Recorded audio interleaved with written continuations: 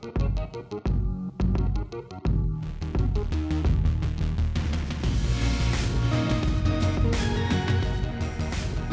Nerf Herders, I'm Addy Thomas. I'm Ben Milton. And thanks for joining us for another episode of Certain Point of View News and Reviews, except this time it's just reviews. We're talking Black Panther. Before we get to our guests, just want to remind you can go to our website, certainpov.com, to check out all of our podcasts and other paths. The Scruffy Nerf Herders, a Star Wars D20 story. All of that is on our website, certainpov.com. Today we have got another pass. We have a round table of excitement. Right? We got regulars from both Scruffy Nerf Herders and, of course, the host of Another Pass, Case. Hey, how's it going, guys? Good to see you, buddy. And then we've got our good friend Jmike. Thanks, man. I appreciate it. You're welcome. Great. I was about to make a joke. Come on. Go ahead. No joke. Go ahead. No, Go ahead. Let's go. Go ahead. I got my brownie points in. You were cutting away from the unity that he and I were gonna have here against you. I can see what you're doing, colonizer. Sowing dissent among us. I mean, who can make a joke about a guy this excited? Like, Jmike, this is the most excited I've ever actually seen you. Oh, right? this is Yeah, definitely pretty not. much, buddy. Yeah. No. No, if you play like a Newsboys song. First of all, that's or Addy. Queen. No, that's Queen. Yeah, you get a little Queen action going for him. He gets pretty. He'll start moving a little bit. Note to self. Don't ever do that. It's awful. Jmike, karaoke? No. There's a lot of music that J Mike will move to. Yeah. But he only when he thinks nobody's looking. Right. He's Right. very self-conscious. But which is funny because J Mike and one of J Mike's best friends, like, I've seen them dance at all sorts of random moments, even when there are people around. But if he even, like, he has a spider sense when there's like a camera suddenly turns on. Yeah. Like, then all of a sudden he's just like back to mopey J Mike. Yeah, no, he becomes like a monk all of a sudden. Yeah. He goes to the town from Footloose. Well, I'm glad you guys are here. This Yeah. is an exciting review. This is an awesome movie. I mean, can we all just put that out on the was a great table? movie, It was yeah. a great It movie. was a great movie. Absolutely. Yeah. I think we all loved this movie Yeah. to varying degrees, but we Yeah. all loved it. Yeah, absolutely. All right, well, and- great show, everybody. All right, let's wrap it up. CertainPOV.com. Stay scruffy, my nerfers. No, so all right, so let's, just because we could go in a lot of different directions with this review, let's just kind of start with some basic things. Let's talk about characters, guys. What were your thoughts? Okay, so let's start with you. Okay, so I've been gushing since I came out of the movie. I loved this movie. Now, look, we already liked T'Challa from Civil War. Yeah. Like, we knew that character, and they've expanded on him in fun ways that were great. But what's amazing to see is the world that they fleshed out around him. Both his supporting cast in Wakanda and then the threats that he faces are, like, they're all such good characters. I love them all. Like, I mean, there's so much talk about, like, Princess Shuri and is Okoye or Okoye? Okoye, yeah, Okoye. Denai Guerrera's character, Like they're great characters. Like, but I mean, what can we say? Killmonger and Claw just popped out to me as both being great villains. Like, Killmonger absolutely breaks the Marvel curse on bad villains. Yeah. In my opinion. Mm-hmm. Like, I think if there really was a curse. yeah, exactly. If there was. And then Andy Serkis's performance as Claw, it was amazing. Like, I did not see that coming as how much fun that they were going to have with that character. Right. Mixtape. Exactly. The fact that they took the character whose, like, subtitle is Master of Sound and turned that into guy who puts on music during a car chase, because it's like, what are we, in a funeral? Like, I was like, oh my god, they turned, like, a goofy comic book thing into a defining character trope that could have just as easily just been a joke. Yeah, yeah, and it worked, Yeah.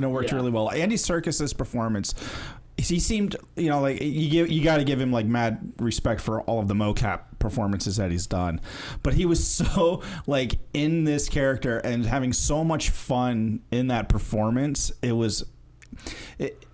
was hard to look away when he was on screen. And he was, again, like, there's so many magical characters in this movie that capture your attention and go, I want to see more of that person. I want to see more of that person. Yeah, I felt that way across the board with the characters. Honestly, I don't really feel there were any truly weak characters in this movie.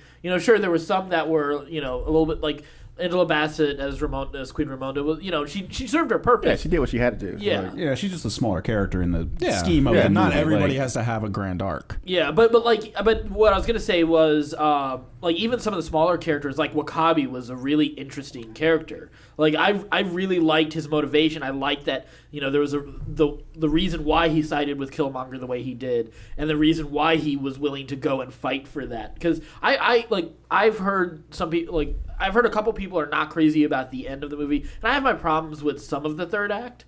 But I did like the sort of the split the split between traditionalism and innovation, and the split between isolationism and sort of not necessarily nation building, which I think could be an interesting idea for future sequels to this, or other entries in the Marvel universe as well. But just sort of the idea of going and taking your resources and helping as a more powerful nation. So it was such an interesting story thematically, and those characters were all such a great part of it. I did find T'Challa very interesting. I've heard the criticism I've heard a lot of T'Challa is that he was sort of uninteresting and kind of static. So I watched Civil War directly before, the day before going to see this. So for me, it actually dovetailed so well into this movie. I think so too. Thank you. I have so much to say in the deeper discussion about themes and the way they arc the characters. And let's get right to it. Yeah, yeah. Because I fall in the camp of I really like He's this movie. likable. Yeah, I really like this movie, and I agree completely with you about the cast of characters around T'Challa. Really? But I didn't find Wait, hold on. What was that really? What kind of exciting? Is there subtext to that really, For a Jmike? Black Panther movie, everybody around Black Panther is far more interesting than Black Panther in this movie. I mean, for me, weird how you emphasize black so much when you say I that. know, man. And you're looking at Jmike I a know. little weird. What's up with that? What's up with that? What is up with that, sir? Are we doing this already? Yes. All right, great. Let's just go for it. So here's the thing, talking about the Civil War thing, and I think this is ultimately why this movie is so interesting, where this is one where we are getting a movie about a character that was introduced in a previous movie that sort of feels like it should be an origin story movie, but we got that already. Yeah. And frankly, that origin story is the thing most people know about Black Panther, because it's a Fantastic Four comic. It was in the Fantastic Four TV show. It's been in other media just to show off, oh, hey, this is the story of Black Panther and how he comes about. We already got that out of the way. But what was great about it was that they found a way to make that story resonate in this one, even though there aren't necessarily direct ramifications besides the fact that we're talking about the shift in power from T'Chaka to T'Challa. The way that the arc of Civil War plays out for T'Challa, where it is about him coming to terms with his father's death, right, and his desire for vengeance, and coming to an end where he is on a mountaintop with the person who is responsible for his father's death, looking out and deciding to put that poison away. Yeah. And then we contrast it with this movie where everyone has a father issue. That is across the board. Every single character has a father issue. But especially Killmonger. And we end the movie in a reflection of that, but where Killmonger is unable to give up that poison, that hatred. It has taken him over. And even though ultimately I think the movie comes out on saying that Killmonger has the right idea but the wrong approach, that Wakanda has to go out into the world. But he is one who cannot give it up. This is why he chooses his own death. Even though I'd love for him to continue on, the fact that he is unable to exist in someone else's world, he is unable to give up the poison of the loss of his father and how that has corrupted his worldview. And the fact that we staged his death in the same spot where T'Challa made the decision to spare his father's murderer is just such a beautiful, resonating thing. And you couldn't have done that in one movie. You can only do that in two movies. And that is why this movie shows the strength of a shared universe. Because that origin story for Black Panther would probably be kind of boring as one standalone movie. So to do a sequel to a movie that effectively was the B plot of another movie is amazing. It's something you can do in this big universe of characters, and to have it have so much weight and importance for all the people, and ultimately for events of a previous movie to only thematically resonate on characters who were not even appearing in it. like Wakabe with his father having been killed by Claw, who is a character that we met in yet a different movie. You know, like it's so cool. I'm just excited. I'm ready to end the review right here because that's to me. That's exactly my thoughts about it. Is the best foil ever for Black Panther, aside from the fact that he put on the damn suit. Except, you know what, that suit makes a lot of sense. Yeah. Like that. It ultimately, you're like, oh, I've got a suit of armor that can just be summoned from a necklace that will protect me and allow me to like fight armies and take bullets. Obviously, you're going to wear it. Like if you're like, there's no Ironmonger version of that suit. It's just like, oh, this is a sleeker one that has a little more bling. Well, so what are you like now? Like, what are your thoughts about T'Challa with that sort of in the picture? I think that you're right, but I think that says more about Killmonger than it does T'Challa in this movie. I'm not saying you're wrong thematically, and I'm not saying I'm just as excited about the overall thematic things that they've done with the universe and tying it all together. But I think like when this is, I know I'm weird about this, but like when I was in this movie, like I left and I was like, that was amazing. Like it was technically amazing. It was beautiful. I love the soundtrack. I love the action. I love the sequences. But I didn't leave that movie going, I want to know more about Black Panther. I wanted to know more about Killmonger. I wanted to know more about Shuri. I wanted to know more about Wakanda. I didn't really care about Black Panther ultimately through this movie. And that's not a big deal. Because, of course, nobody can see Jmike's glares right now. Just staring evil at me. This is still being recorded during Black History Month. So Jmike still has certain privileges for the next day or two. I think this might be a debate between the high mimetic versus the low mimetic hero. Where we typically like in American cinema, especially in superhero movies, to have a singular figure who has power of action and limited to themselves, like that their responsibilities are based around what they can do. And in a superhero's case, it's greater than what a normal man can do, but it's still within the realm of like, oh, this is my capabilities and what I have, the burden I have to bear. Right. Yeah. And so actually, let me take something from here. So because I kind of agree with that where T'Challa his character is also expressed in a lot of the other characters here in this movie. And I think that also speaks to something that is not normal in Western culture, because this is a collectivist culture that we're seeing here. So his character is expressed through his mother, through his sister, through Okoye, through Nakia, through Wakabi and sort of his wishes there. And there are moments you get to just him, some absolutely amazing things that I thought was very interesting. Like, one, his fear of going into the world. Like, Nakia establishes very early on. Like the first couple of scenes? Yeah.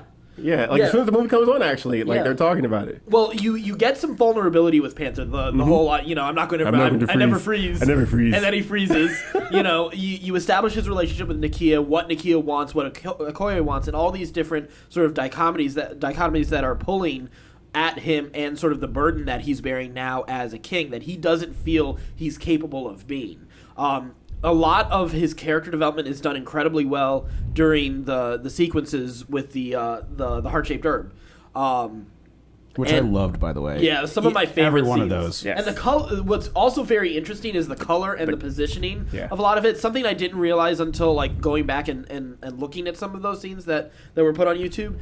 And something that's very fascinating is like immediately like when he sees T'Chaka and he sees his ancestors and he sees them in their god form as the Panthers up in a tree above him in sort of in that purple Sahara. Sort of haze. But it's also a very like a much more mythologized version of who of him having to aspire to that, because he feels unworthy of being in this position. Like he immediately falls to his knees and then T'Chaka tells them to stand up, you're a king. Yeah. And that's such a like, to me that was one of the most amazing moments, along with both Warrior Falls sequences. Yeah. But that does a lot to change a lot in T'Challa, and it comes back in a really interesting way, because like how like I mentioned, everything's in dark, all of his ancestors are above him. When he comes back into into that vision state and the dream state later on, like the colors are different. It's more of an orange. He can see things much more clearly now because it's not as dark, and he sees all of his ancestors in their human form and sees them for the mistakes that they've made. And he is just angry and frustrated that they didn't do the right thing, and that's where he chooses to look away from tradition, to value his past and his tradition, but to also look at what the future should hold and where they should go, and to use that power responsibly. So it, like, those two sequences like actually throw so much thematically. And because I talked to a friend who kind of felt like, who feels a lot of the Marvel movies are lazy with their camera work, and sometimes they are. I do think they still could be better. You know, I think Gunn does a great job, and I think Waititi has done a great job. But I think the Russo brothers are a little formulaic with a lot of their shot composition and shot movement and all of that. But would you say that if we had only had one movie, though?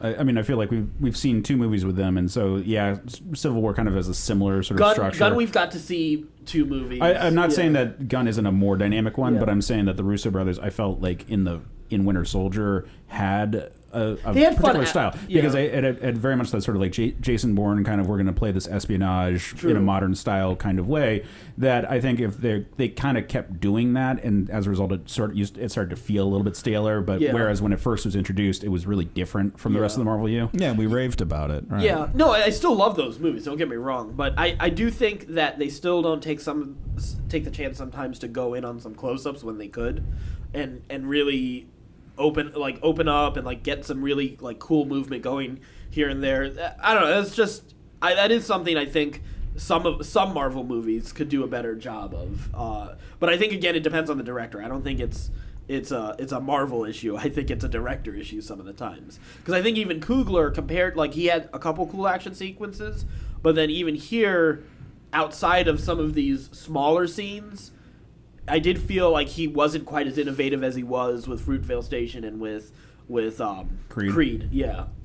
It's just that it's a minor, very minor. I mean, I think the action scenes, while they are great sequences, are not his strongest suit in this movie. I think that whereas like Creed have some amazing, Creed was amazing, right? Action sequences.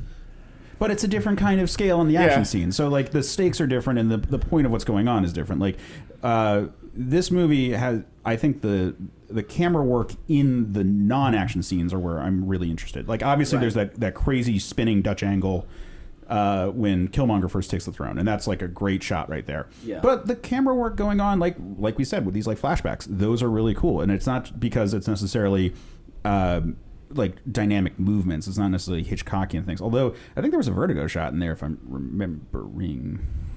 At the falls, wasn't there? I think there was. There was one on the falls when he first looks over. Yeah, so I mean, he's definitely having some fun with that. But yeah, I don't think camera work is this movie's problem. Yeah, no. No, I don't think that. I don't think the camera work hurt this movie. I thought there was actually some really innovative shots, even in the action. Yeah. And I think like when you're criticizing, like, oh well, he used closer shots for Creed than he did in the action here. Well, I think you're telling two different stories. Like when a boxing story, boxing is such a personal, one-on-one combatant. It is you fighting another person in close quarters combat. Like that is a much more personal stakes type of thing, whereas any of the fight scenes in here, like the Dolor Mage fighting against the rest of the people, like that's a much grander scale. So it's more of a spectacle than a personal fight. Yeah. So I think like that's a storytelling aspect, and I don't think that a lot of the storytelling needed to have a close up personal view with the camera for the action. Yeah. Now you can make some arguments about like maybe some closer up shots for outside of the action and stuff like that, but even that I think like was appropriate for what he did. I can't think of any shots where I was like, why the hell are we on a 3-shot when we're talking to one person or anything like that. Right. Like I thought he did a great job. Yeah. Completely as a director. Like I thought he nailed it. Yeah, especially when you have to take a moment and step back and say that this movie is also trying to show off a world that we're not familiar with. So it can't get too crazy with like close-ups and like pulling focus from the background. Like you actually are kind of trying to show off, like, look how completely beyond what we're used to on Earth is Wakanda. Yeah, Wakanda is such an ideal. Like he does a great job with like someone pointed out that they do like different tiers of out of focus for the background CGI to help convey a sense of depth. A lot of times to like really help sell it as an actual like camera shot, even though it's clearly a green screen shot because they couldn't build that set ever. Right. But they actually do a lot of work to try to help sell it better than what you would have gotten, say, 10 years ago. Oh, for sure, for sure. Jmike, you've been quiet. I've been thinking because you guys have been taking up all the stuff here, and I'm like, Right. what else would I see there? Yeah. But I actually did like T'Challa in this movie, though. You did? Yeah. Okay, why? Well, because I think Because what did he do? it was more about what he was learning, He took Like counsel and he made yeah. the right decision. Yeah. but it was more him becoming the hero that everyone thought he could be, basically. Like, because like when he first started, he didn't want to do anything. He was like, I'm just going to be this guy. I have to be the king now. I have to carry up all this responsibility. And then he meets Killmonger, who completely flips his whole world upside down. Because first, they're cousins. Spoiler alert. Second, he learns more about his father and all the stuff that his father did.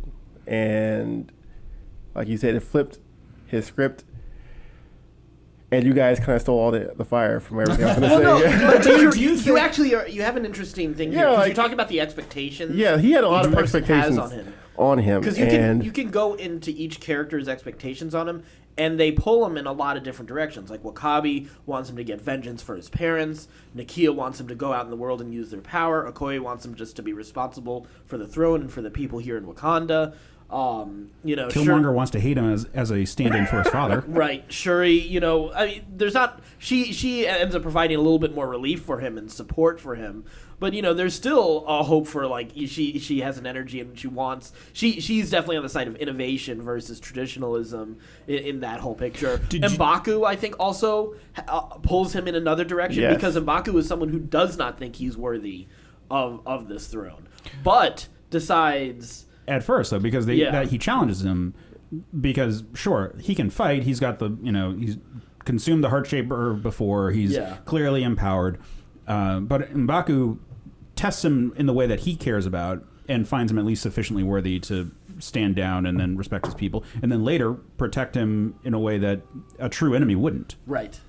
So go ahead. Let me ask you this though: did you guys at any point in time get the idea that like T'Challa's kind of like he may make the wrong choice here? I think that's what he was most worried about, though.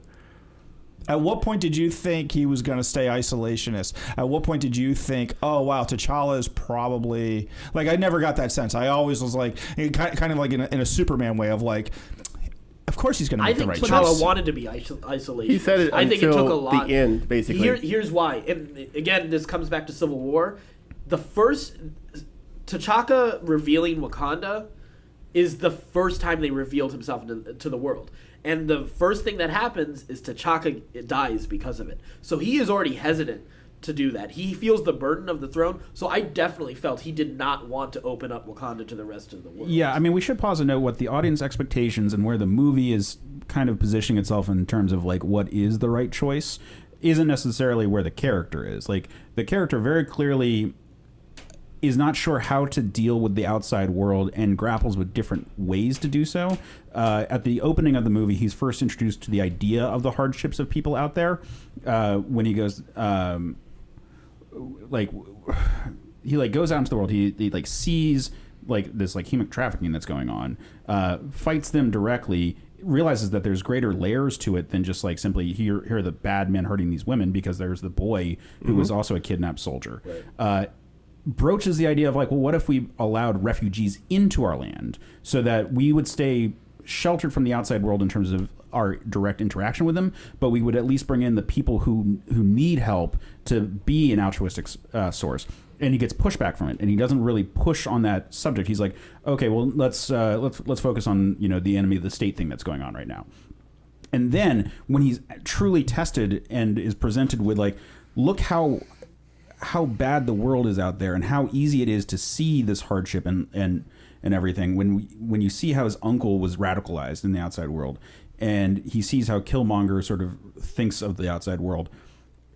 He comes to this understanding that the role isn't just to stay hidden and protected. The role is actually to go out there and, like he says, like build a bridge.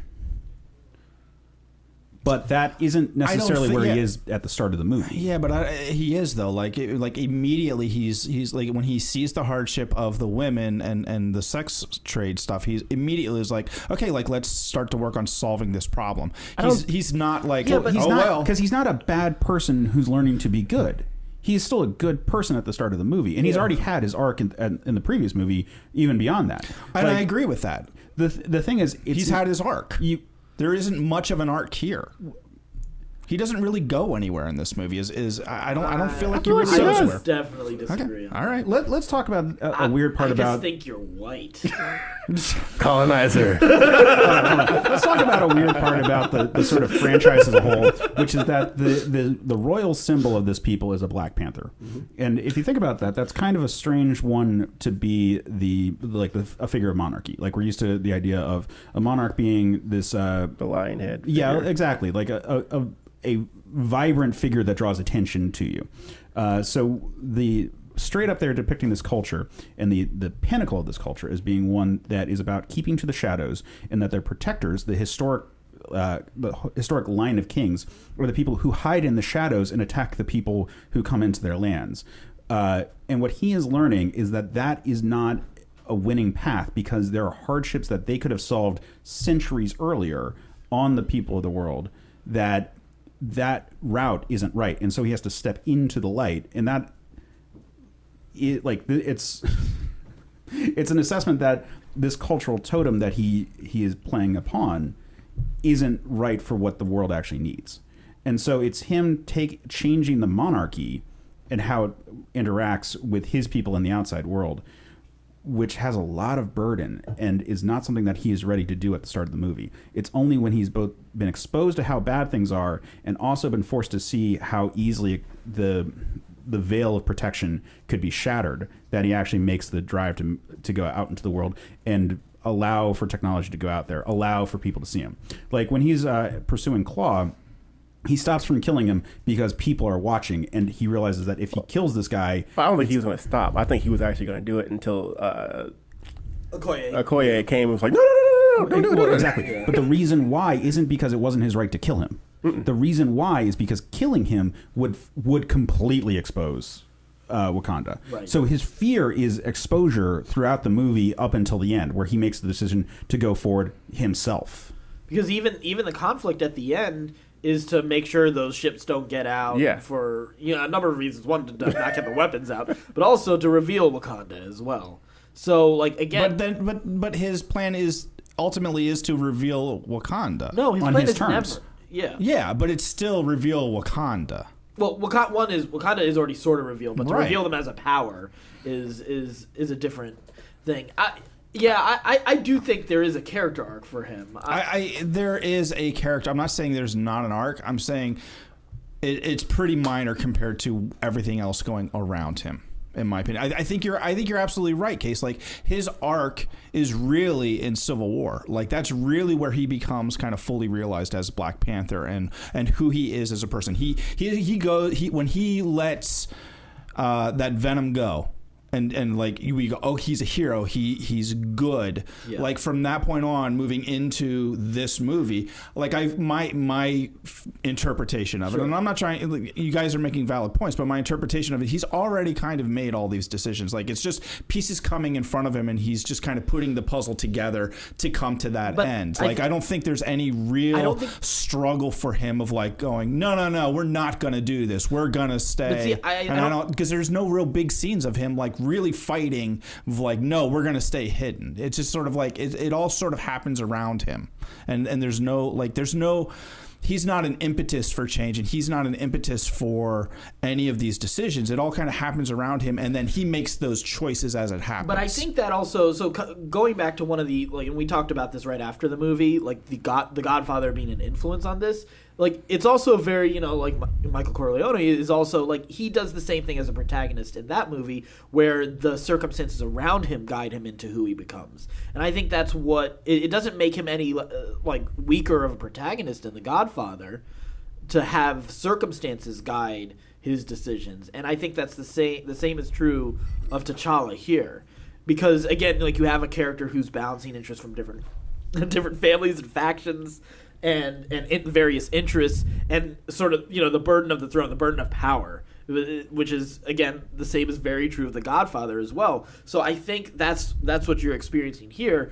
It's just I think we've gotten so used to superhero movies being so singular in their focus that it is what is different about this movie is it is focused on community in a way that we have not seen it in as often. We've seen other versions of the story, like I just mentioned with The Godfather, when you get into power structure stories, but we don't see that often in superhero storytelling because they are so individualistic, because we are so used to seeing it's the lone man who's standing for righteousness, the lone man or woman standing for righteousness in their world, Right, that's the low mimetic hero, and what we're getting in this one is the high mimetic hero. He's one who his power and his consequences are not really necessarily directly tied to his own abilities, because it's tied to the world that he inhabits and the people he leads. Yeah. Like I'd say Civil War was the movie where we forged the sword that is the Black Panther, and this is the one where we temper it. Like, it's not about him taking shape as a hero and deciding what kind of person he wants to be. He wants to be a good person, and we established that. And in Civil War, we know he's not someone who just wants to kill needlessly, who wants to allow vengeance to drive him the way Killmonger is. This is the movie where he has to actually stand in the face of tradition. Like the three sequences of the heart-shaped herb, each one of them sort of conveys a way of relating to your past and how you want to embrace it. The first one, we see a sequence where it's great, and it follows up by having the majority of the people who follow him just blindly accepting him, not presenting a challenger. Ultimately, his greatest ally in this movie is someone who does challenge him.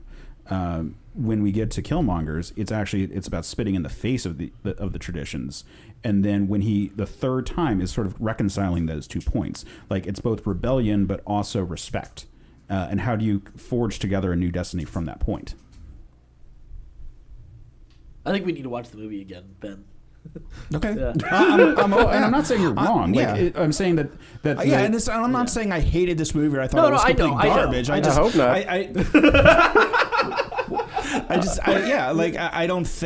I think what happens around T'Challa is far more important to this movie than what happens in T'Challa. Yeah.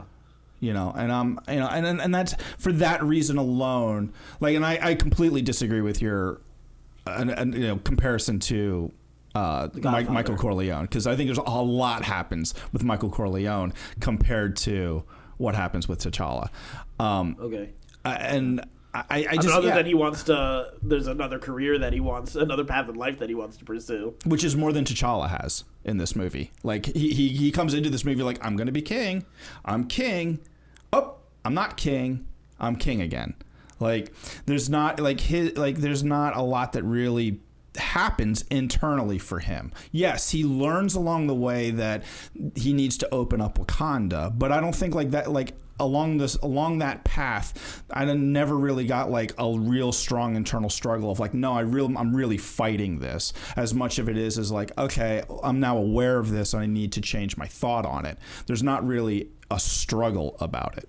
Well, because it's the reverse of Corleone's, where everything that sort of pushes him into what is ultimately a dangerous path is, generally speaking, a good motivation on his behalf. Like, him wanting to save Everett Ross, for example. Like, that he knows that that's exposing his people to future consequences as a result. Like, even just accepting the challenge with Killmonger, he didn't have to.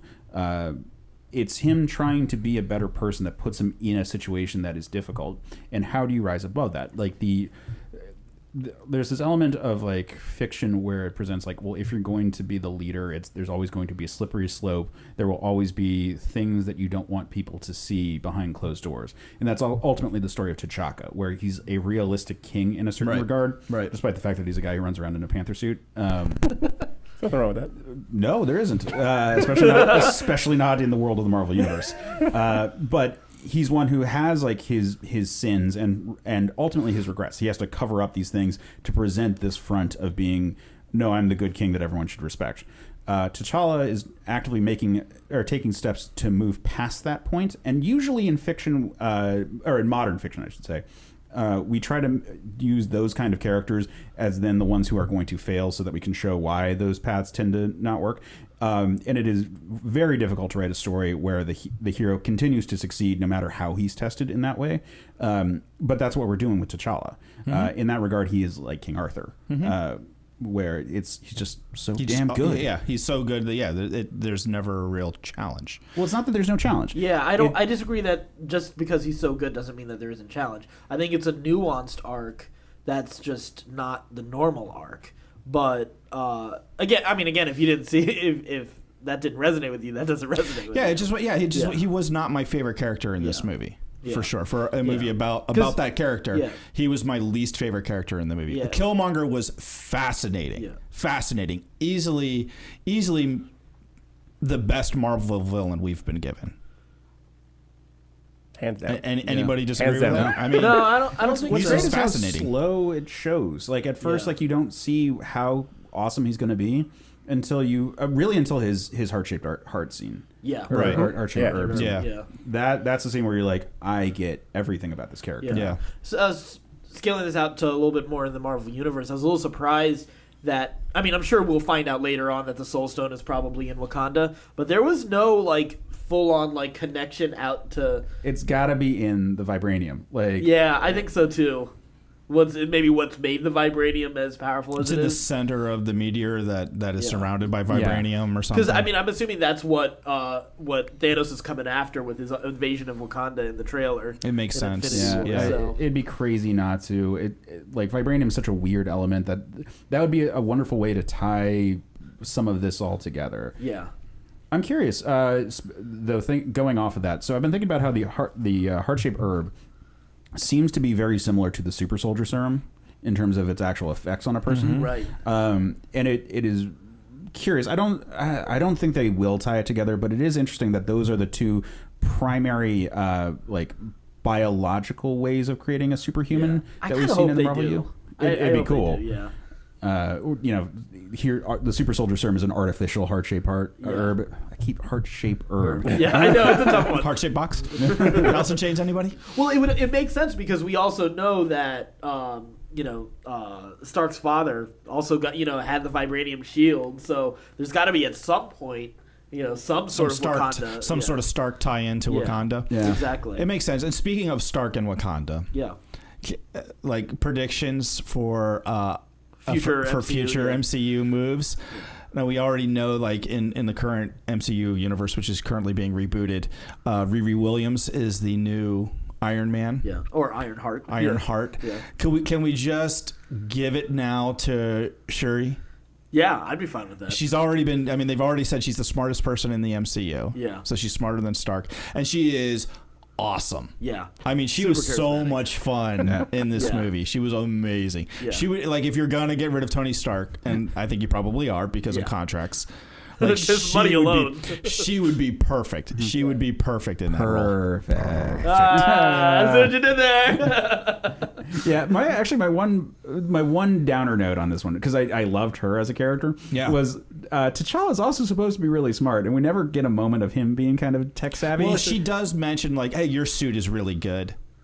Right, yeah, better. but like it was sort of implied that was the traditional suit. It didn't really make it sound like it was one that he made. No, it was his. I'm not saying it. Yeah. I mean, they gloss over that fact. Yeah, it would have been nice. Like I want her to be smarter, but I would love just a reminder that no, he's on par with Stark, and then she's beyond Stark. Right. Right. But that'd be fun. But I think They treated him more like Bond, and Yeah. she was his cute. which is and fine. I think was bad. I like that because I think, like, once you get like too many people in the universe, You have you got Banner. Yeah, now you I was got just about to say that, yeah. now you got Stark and then Pym. like everybody's a super genius. Yeah. Like it's okay for him not to be a super tech genius. Like Yeah, it's let okay him, for him let him to be the be a man let him of be the action tactician. Let him be the leader. without being a tech genius. yeah, that's fine. I just eventually No, want but to get to the point. I do get what you're saying. I just though, eventually want to get to the point where Black Panther can figure out a way to fuck with Mephisto enough to punch him out. Like that is his hallmark, where he, like, you can't beat him because he's just that good. And man, I love Black Panther. I'm so happy about this movie. We're gonna do one more thing, but before we get there, do you guys have anything to you want to mention about the movie? Any hang-ups, even if they're minor? I will say this for Killmonger. Yeah. Okay, like they in his backstory said how he was in special forces and did all this stuff. There would have been he would have gotten yanked for psych. There's no way that guy made it that long. That's fair. Yeah, especially with the market himself. When he starts burning himself, I think it's surprising that that they don't talk about Hydra. I know that they sort of cut themselves out of the rest of the deeper Marvel U, but it would be interesting to think what his relation with the special forces that we've already established. Yeah, right. I'm curious. Shield and Hydra are both things that I'm fascinated by as being a background thing. Which brings me to a point I do want to talk about for future speculation, which is the War Dogs. I think they could be a very interesting factor out in the world, especially because they talked about the UK and the United States ones being ready to be mobilized as being the next wave after Hydra and after AIM of these are other covert people with super tech that could be a potential threat to the world. Right. And I imagine that if I were to make a Black Panther sequel, I would, from where we are right now, I would be making it about his own faction starting to splinter off. Even though his commands are even though he wants to go off in this passive way, the people who were following him are even now the ones who are out there splintering off and then becoming a threat to the world, and then potentially damaging the reputation of Wakanda as a result. Right, yeah, I think that would be really interesting as an interesting tale to kind of compare for America's nation building. That to me is and the unintended consequences that we've had of we're going to help and we're going to help these impoverished nations. In this case, we're the impoverished nation, so it'll be I think it would be a really interesting tale to have an idealistic superpower coming in and then trying to help, but it just fucking things up worse. I think that would be a really great story to tell. Yeah. To add to that, I think we briefly talked about the finale. Just a couple things. I couldn't help, though, be taken out for a few moments. One, I wasn't crazy about the actual, the substance of the Killmonger T'Challa fight at the end. Oh, yeah, that was kind of weak. Yeah, in the mines. It was fine. I was more interested when they were fighting talking at the Underground Railroad. Yeah, exactly. Yes, you mentioned that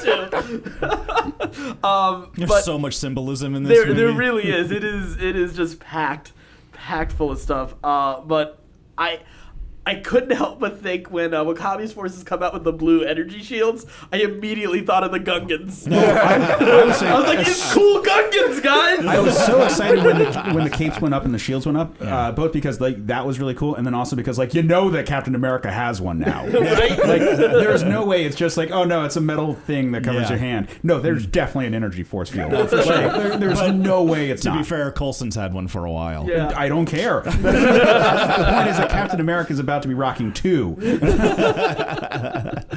This is a great movie. I really, really enjoyed it. It's easily top 5 Marvel movie. Yeah. Well, that's actually where I wanted to end it. What are your Marvel rankings right now, including this movie? Where does this fall? Top you can mention 5. You can mention your others if you want to. Easily top 5. I mean, Iron Man 1. Ooh. And you're the one who seemed the least excited about this movie coming out. Did you say top 3? Yeah. I said that. You're a little bit of a Marvel hater, though, too. I said Ragnarok, Guardians, and then this. Yeah. That's interesting. Yeah, I mean, Iron Man 1 is hard to put aside because it was such a great structural piece when it came out, and even the third act. It's still a great movie. Oh yeah, it's great, and it actually has one of the better lessons in the movies. But that is one of those origin story lessons because it's a guy who's kind of a dick learning to be good. Winter Soldier, Avengers 1 are all are up there. Yeah. Guardians 1, Thor Ragnarok, and this it's hard to between all of those, I think that's the pool of my top 6, but I'm not sure where they fall in that ranking. Yeah, I got mine at the first Guardians movie, Guardians 2, then Thor Ragnarok and Roll, Iron Man 3, and then Black Panther, followed by the original Iron Man. So You put Iron Man 3 before Iron Man 1? I love Iron Man 3. Oh man, it's like we should do another pass about that. I'd change one thing, but yeah. You'd get rid of the kid, wouldn't you? No, I love the kid in that No. movie. I know lots of people As an hate that exercise kid. of I being am- like, can we make a kid that's not annoying? That's a pretty good job. Yeah. I love the moment where here, we're not going to get into Iron Man 3 here. We'll save that for another time. We got other stuff to record. So anyway, thanks for joining us for our Black Panther review. It's a little shorter than normal for a review of ours, but I'm sure we could always revisit this in the future if we have Part more of it is thoughts. that it's not a midnight screening, and we're not just like super tired trying Just to like ramble. struggle Yeah. to make words. What did I just see?